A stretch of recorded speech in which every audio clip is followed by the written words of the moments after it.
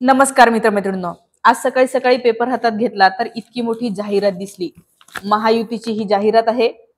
बिरसा मुंडा यांची आज जयंती आहे, त्यानिमित्ताने यांनी जाहिरात छापलेली आहे। या जाहिरातीची चिरफाड करूया आणि बिरसा मुंडा किंवा आदिवासी समूहाबद्दल हे महायुतीचे सरकार, हे भाजपचे लोक यांची रिअलिटी काय आहे हे आपण एकदा आज पाहूया। त्यामुळे व्हिडिओ शेवटपर्यंत नक्की पहा।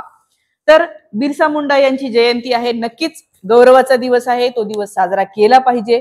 बिरसा मुंडा यांनी इंग्रजांच्या विरोधामध्ये लढा लढला होता आणि बिरसा मुंडा यांना इंग्रजांनी अटक सुद्धा केलेली होती। संघर्ष त्यांचा खूप मोठा आहे त्या काळामध्ये आणि म्हणूनच बिरसा मुंडा यांची जयंती साजरी करणे हे खूप चांगलं आहे।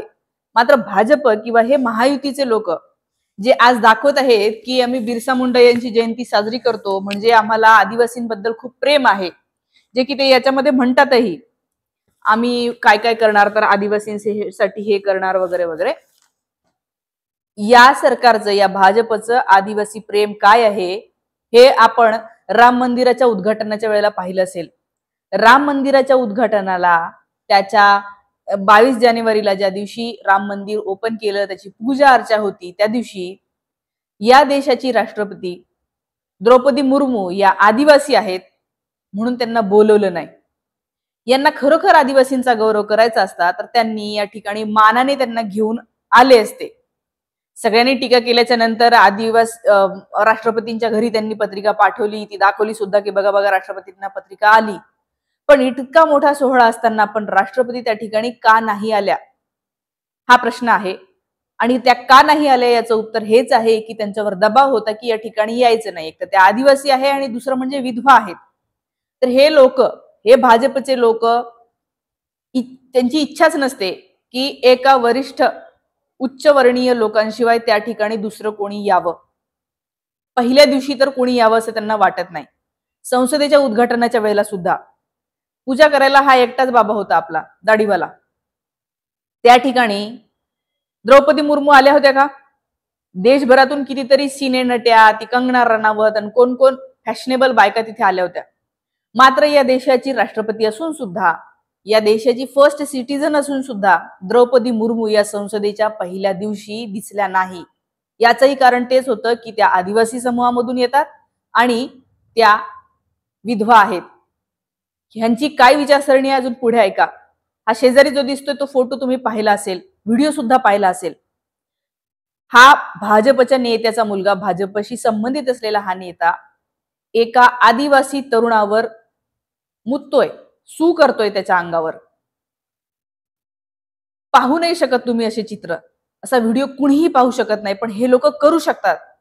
याचा अर्थ हे काय विचार ठेवत असतील, यांना काय काय मिळालं असेल लहानपणीपासूनचे संस्कार की त्यांची मजल हे करण्यापर्यंत जाते आणि त्याचा व्हिडिओ सुद्धा रेकॉर्ड करतात की त्या समोरच्या तरुणाला बेइज्जती झाल्यासारखं वाटावं, व्हिडिओ व्हायरल करता यावा, इतकी यांची नीच घाणेरडी मानसिकता आहे।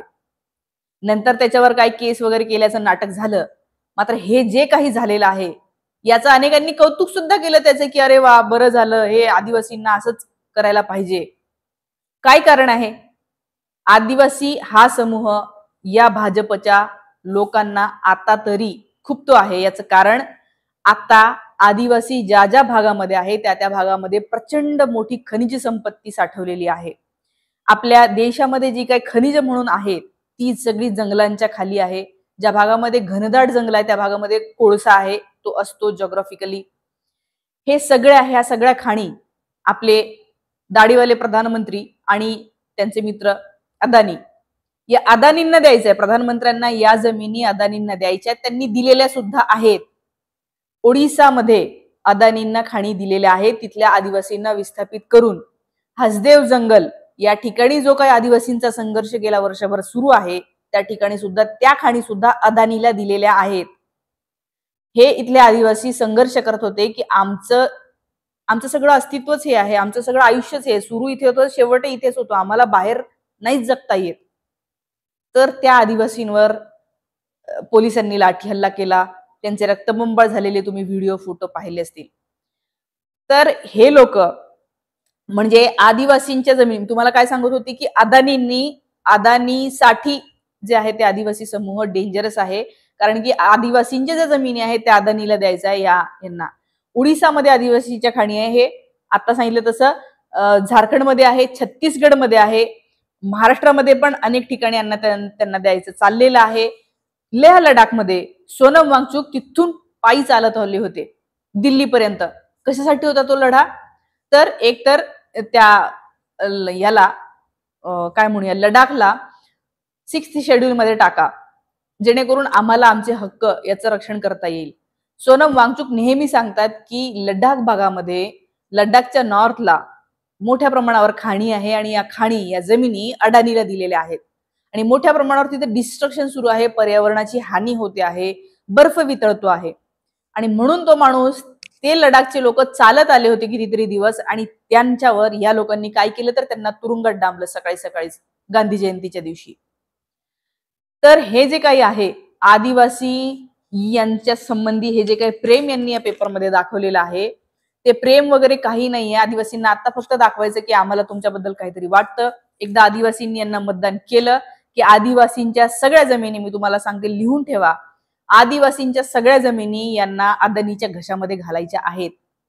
तो अदानी तिथे खाणी खणतो आणि निकृष्ट दर्जाचा माल हे सरकारी जे काही वीज निर्मिती करणाऱ्या कंपन्या असतील किंवा सरकारी इतर कंपन्या असतील त्यांना विकतो आणि हाय क्वालिटीचा माल हा इतर ठिकाणी विकतो. अदानी ही जी काही कंपनी सध्या करते आहे या पंतप्रधानांच्या सोबतीने, ते सगळं जे आहे ते या देशासाठी घातक आहे. आता दुसरं, राष्ट्रपतींना तर त्यांनी बोलवलं नाही. राष्ट्रपती याच्या आधीचे जे होते रामनाथ कोविंद जेव्हा राष्ट्रपती पदाची त्यांची टर्म संपली, तेव्हा जेव्हा त्यांनी घर सोडलं तेव्हा ते त्यांचं घर गोमूत्र शिंपडून पवित्र केलं गेलं, याच्या बातम्या सुद्धा आल्या होत्या. का पवित्र केलं? कारण ते आदिवासी समूहामधून येतात, खालच्या समूहामधून येतात, खालच्या जातीमधून येतात.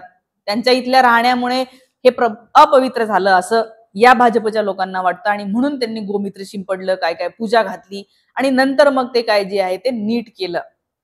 ही अशी यांची मानसिकता आहे. परवाच्या दिवशी जेव्हा नागपूरमध्ये सभा झाली होती महाविकास आघाडीची, ती सभा झाल्याच्या नंतर सुद्धा या लोकांनी काय केलं तर त्या ठिकाणी ते मैदान धुवून काढलं आणि त्याच्यावर गोमूत्र शिंपडलं. इतक्या लेवलला अनटचेबिलिटी पाळणारे हे लोक आहेत.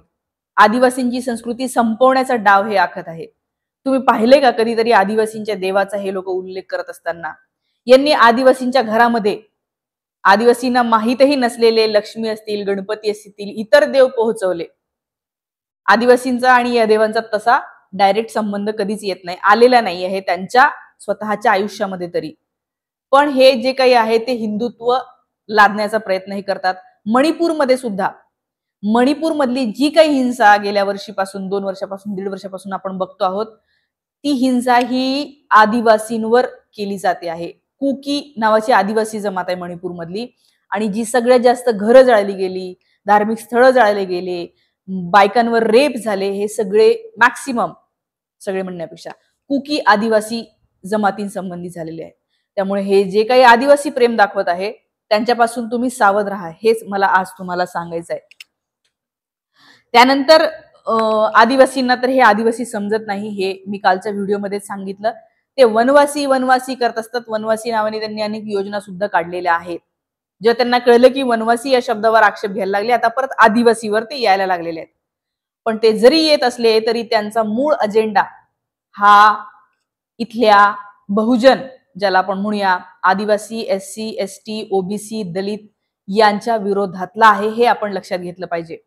आपल्याला हे दिसत जरी असले, म्हणत जरी असले की मी OBC आहे, मी ह्या आदिवासी आहे किंवा आदिवासी जातीतले काही लोक जरी यांनी आपल्या पक्षामध्ये घेतले असले तरी ते फक्त दाखवायसाठी घेतलेले आहेत. यांना फक्त आणि फक्त एका पर्टिक्युलर वरच्या वर्गाचाच विचार करायचा आहे आणि आपले मित्र असलेले अदानी, अंबानी आणि काही मोठ्या कंपन्या यांचाच फायदा यांना करून द्यायचा आहे आणि याच्यासाठी हे सगळं आदिवासी प्रेम इथं दाखवत आहे. यांचं इतकंच आदिवासी प्रेम असतं तर त्या हसदेव जंगलामध्ये आंदोलन करणाऱ्या आदिवासींना यांनी त्यांच्या जमिनी घेण्यापासून थांबवलं असतं, अदानींना त्या जमिनी दिल्या नसत्या. यांना इतकंच आदिवासी प्रेम असतं तर मणिपूर मध्ये शांतता पसरली असती, मणिपूर मधल्या आदिवासींची घरं जळली नसती. त्यांना खरोखर आदिवासींविषयी प्रेम असतं तर त्यांनी अनेक आदिवासी योजना ज्यांच्या मधला फंड त्यांनी कमी केलेला आहे तो केला नसता. आज मला हेच सांगायचं होतं. तुम्हाला अजून याच्याबद्दल काय काय वाटतं, तुमचा स्वतःचा अनुभव काय आहे ते कमेंट करून मला नक्की सांगा. थांबते. थँक्यू.